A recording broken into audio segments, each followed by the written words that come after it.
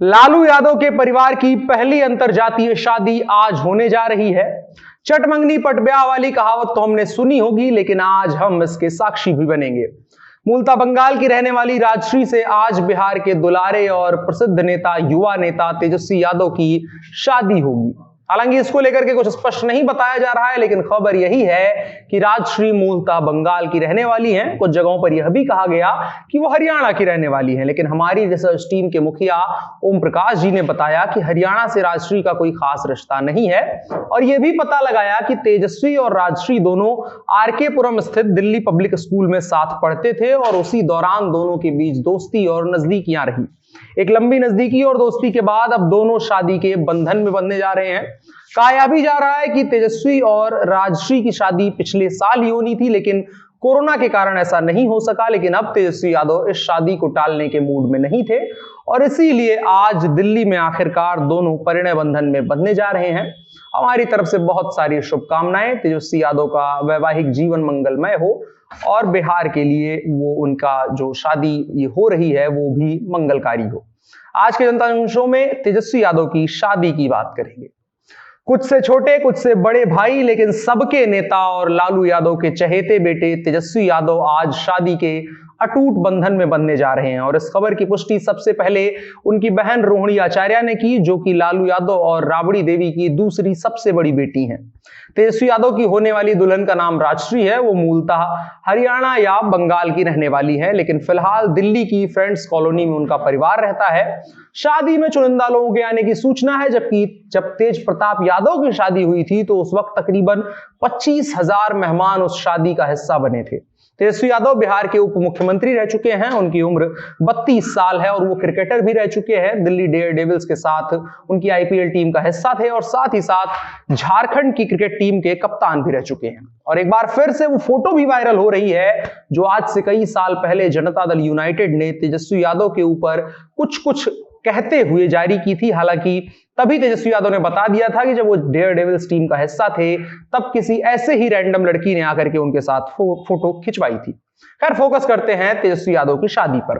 तो ये शादी आज हो रही है। कहा यह जा रहा है कि पहले हिंदू रीति रिवाज से विवाह होगा, उसके बाद कोर्ट मैरिज की जाएगी। तेजस्वी यादव अपने पिता लालू यादव के राजनीतिक उत्तराधिकारी के तौर पर बिहार में स्थापित हो चुके हैं। वे घर के छोटे बेटे हैं, लेकिन अपनी काबिलियत के दम पर उन्होंने राष्ट्रीय जनता दल के मुख्य चेहरे के तौर पर खुद को स्थापित कर लिया है। पिता लालू यादव के चारा घोटाला में जेल जाने के बाद उनकी गैर मौजूदगी में तेजस्वी ने पार्टी और परिवार दोनों को बेहतरीन ढंग से संभाला है।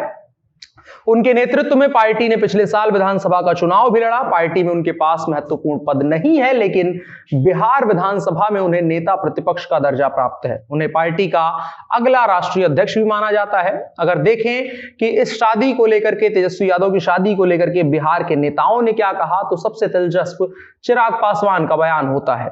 वो कहते हैं, तेजस्वी गृहस्थ जीवन की नई पारी की शुरुआत कर रहे हैं, उन्हें मेरी बधाई। मैंने हमेशा तेजस्वी को अपना छोटा भाई कहा है। जब छोटे भाई की शादी हो रही है तो खुशियां घर में ही आ रही हैं। उनको और उनके पूरे परिवार को बधाई। मैं जात पात धर्म मजहब में विश्वास नहीं करता। ऐसे फैसले निजी फैसले होते हैं, इसको जात पात धर्म मजहब से जोड़कर नहीं देखा जाना चाहिए। इसी के साथ साथ जब पूछा गया कि तेजस्वी की शादी बड़े गुपचुप तरीके से हो रही है, आप इस तरह की शादी करेंगे या नहीं, तो उन्होंने कहा कि जहां भी शादी करूंगा, जब भी शादी करूंगा, डंके की चोट पर करूंगा। तो ये कमेंट था जो तेजस्वी यादव के मुंह बोले बड़े भाई चिराग पासवान की तरफ से था। उनके लिए शुभकामना थी और अपनी शादी का संदेश था। इसको लेकर के एक और चीज है, एक तेजस्वी के इंटरव्यू की भी बड़ी चर्चा चल रही है। उस दौरान भी चिराग पासवान का नाम आया था। तेजस्वी यादव ने उस वक्त मीडिया से बातचीत के दौरान कहा था कि शादी तो जरूर करनी चाहिए, लेकिन जब यह सवाल आया कि लड़की कैसी चाहिए, तो उन्होंने कहा कि ये माता पिता तय करेंगे। लड़की राजनीतिक परिवार से होगी या गैर राजनीतिक परिवार से, इस सवाल पर भी उन्होंने कहा कि यह माता पिता ही तय करेंगे। तेजस्वी ने शादी की जरूर करने की बात तो कही, लेकिन बाकी सवालों पर उस वक्त गोलमोल जवाब दिए थे। और इसी बीच उसी दौरान मीडिया से उनकी मां ने ही बातचीत की थी। उन्होंने कहा था कि पहले मुख्यमंत्री नीतीश कुमार अपने बेटे की शादी करें, चिराग पासवान शादी करें, फिर वे तेजस्वी यादव के बारे में सोचेंगी। लेकिन उन दोनों की शादी नहीं हुई। सबसे पहले तेजस्वी यादव की ही शादी हो रही है। हम उम्मीद करते हैं कि जल्द से जल्द बाकी नेता भी परिणय बंधन में बंध जाएं, ताकि थोड़ा सा वो संयमित रहें और पारिवारिक जिम्मेदारियों के साथ बिहार की राजनीति की जिम्मेदारी भी बखूबी निभा सकें और बिहार को एक बेहतर भविष्य की ओर लेकर के जाएं। इन्हीं शुभकामनाओं के साथ आज की बड़ी खबर को समाप्त करते हैं और बढ़ चलते हैं दिन के इन शॉर्ट्स की तरफ। केंद्र सरकार की तरफ से मिले प्रस्ताव पर बनी सहमति के बाद किसान संगठनों की तरफ से आज आंदोलन को स्थगित कर दिया गया, यानी 378 दिनों के बाद किसान आंदोलन को स्थगित किया गया है। संयुक्त किसान मोर्चा की बैठक में चर्चा के बाद इस फैसले का ऐलान किया गया। इसके साथ ही 11 दिसंबर को किसान अपने घर लौट जाएंगे, इसका भी ऐलान हुआ है।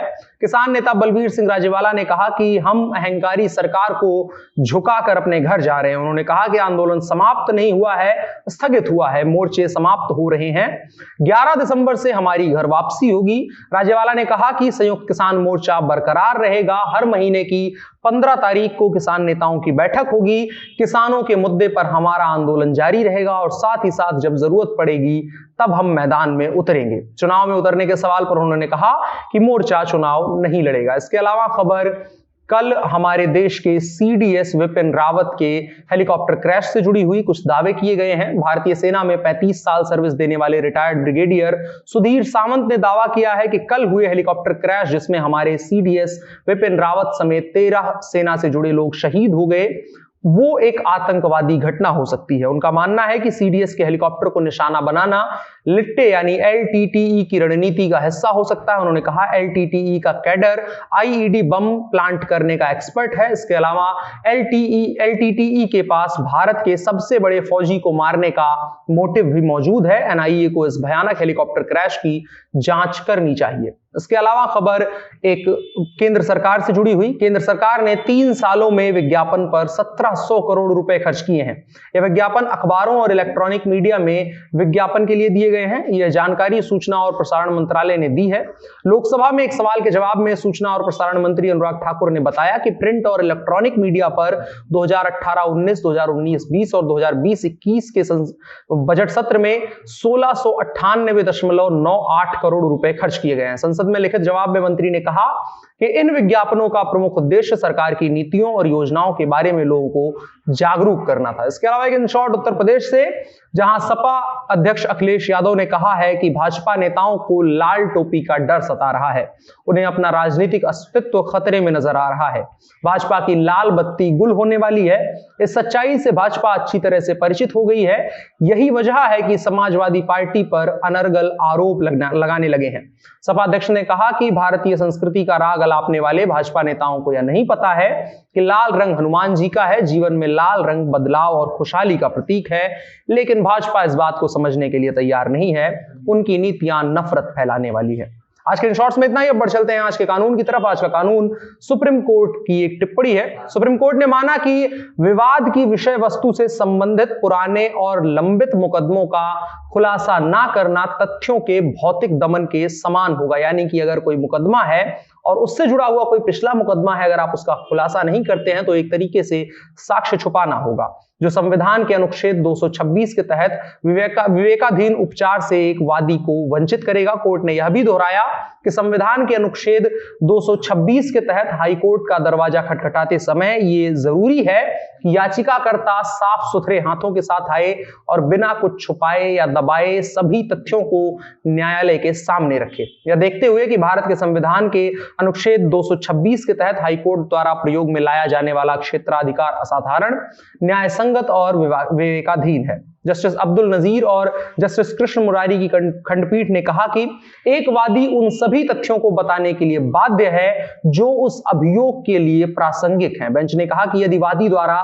दूसरे पक्ष पर लाभ प्राप्त करने के लिए कुछ महत्वपूर्ण या प्रासंगिक सामग्री को छुपा लिया जाता है तो वादी अदालत के सामने विरोधी पक्ष के साथ धोखाधड़ी करने का दोषी होगा, जिसे कानूनी तौर पर स्वीकारा नहीं जा सकता है। ये मामला क्या था? मामले में अपीलकर्ताओं ने एक मुकदमा दायर किया और उसे खारिज होने और हाईकोर्ट द्वारा दीवानी अदालत के फैसले के खिलाफ अपील को खारिज होने का खुलासा नहीं किया। वो मामला पहले खारिज किया जा चुका था। उसी पर विचार करते हुए बेंच ने कहा कि भौतिक तथ्यों को छिपाने के आधार पर अपीलकर्ताओं को अनुपयुक्त होना चाहिए। बेंच ने कहा कि वे साफ हाथों से अदालत में नहीं आए और उन्होंने कानूनी प्रक्रिया का भी दुरुपयोग किया है, इसलिए वे असाधारण, न्याय संगत और विवेकाधीन राहत के हकदार नहीं है। बेंच ने पाया कि यह स्पष्ट है कि अपीलकर्ताओं ने इन भौतिक तथ्यों को छुपाया है जो रिट याचिकाओं में शामिल प्रश्न को तय करने के लिए प्रासंगिक होती है। खंडपीठ ने सुप्रीम कोर्ट द्वारा दी गई स्वतंत्रता के अनुसार अपीलकर्ताओं द्वारा दायर समीक्षा याचिका में कर्नाटक हाईकोर्ट के 2013 के आदेश को चुनौती देने वाली अपीलों में उक्त टिप्पणियां की हैं। हालांकि हाईकोर्ट ने अपने पहले के आदेश की समीक्षा करने से इनकार कर दिया है। यहां अपीलकर्ता एम कृष्णा रेड्डी के बेटे हैं और उन्होंने 2 प्रतिवादियों के पक्ष में आवंटित 2 साइटों पर आवंटन रद्द करने और कुछ अन्य राहत के लिए कर्नाटक हाईकोर्ट के समक्ष रिट याचिका दायर की थी। इसी पर कोर्ट का यह कमेंट आया है। पूरी रिपोर्ट आप लाइव लॉ की वेबसाइट पर पढ़ सकते हैं। आज के कानून के हिस्से में इतना ही। अब बढ़ चलते हैं कार्यक्रम के आखिरी हिस्से की तरफ, जो है नसीहत। आज की नसीहत थोड़ी सी प्यारी है। तेजस्वी यादव की शादी है तो थोड़ा सा प्यार हम भी बांट ही सकते हैं। तो मोहब्बत करने वालों के लिए यह है द नोटबुक। एक फिल्म है, अंग्रेजी में फिल्म है, लेकिन जो बता रहे हैं वो हिंदी में बता रहे हैं, क्योंकि हमने भी इसे ट्रांसलेट करवाया है पीयूष भैया से। तो बात यह है कि वो कहते हैं कि ये आसान नहीं रहने वाला है, ये असल में कठिन ही होगा। प्यार असल में कठिन होगा, हमें हर दिन इस पर काम करना होगा, लेकिन मैं ऐसा करना चाहता हूं क्योंकि मैं तुमको चाहता हूं। मैं हमेशा आपके साथ रहना चाहता हूं, हर दिन रहना चाहता हूं। अगर आप ऐसी ख्वाहिश रखते हैं तो आपको हर दिन अपने ऊपर काम करना होगा, हर दिन अपने आप को बदलते और सुधारते रहना होगा। आगे मौज करिए, कल फिर मिलेंगे। तब तक के लिए देखते रहिए जनता जंक्शन। मेरा नाम अनुराग मिश्रा है, कैमरे पर मेरे साथ ओम प्रकाश हैं। शुक्रिया।